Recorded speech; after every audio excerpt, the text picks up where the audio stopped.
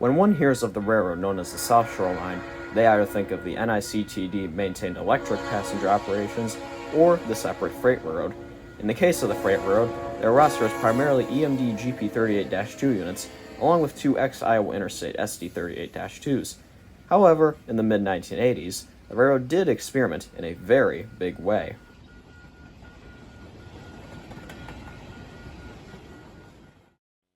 Before we begin with the South Shore Line, we need to go back to the year 1967.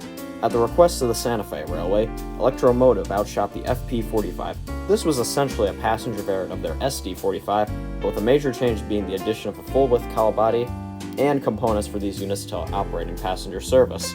The next year in 1968, EMD released the freight variant of the cowl body unit, simply known as the F45. Santa Fe and the Milwaukee Road would go on to buy the FP45 model for their passenger services respectively, while the F45 would also be bought by the Santa Fe and the Great Northern Railway. Eventually, Great Northern's successor, Burlington Northern, would eventually purchase their own F45 units after the 1970 merger.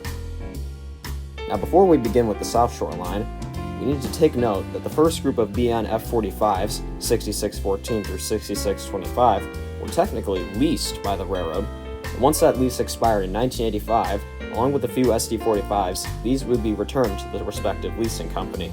Some of these units would end up on other railroads, like the Chicago Northwestern, who would take up 16 of the SD45s, but no one really showed interest in the F45s.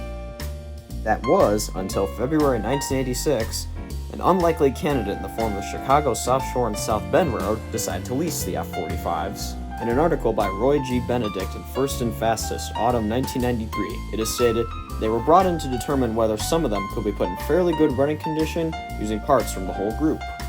Basically, these units would essentially be tested to determine whether or not any form of mechanical life was left in them, and the parts would be shared amongst the units. This seemed like a pretty good plan to keep units in service longer, but unfortunately it backfired quite fast. On several occasions, multiple starters would have to be used to get a locomotive up and running. Another notable issue that came up often was crankshaft issues. These are what basically make the wheels of a locomotive move forward by reciprocating motions of a piston into rotational motion. Common failures with crankshafts can range from thermal cracks, crank pins being badly damaged, or corrosion caused by low lubrication oil levels and high temperatures. Miraculously though, at least 2 units were presumably able to run revenue service on the South Shore.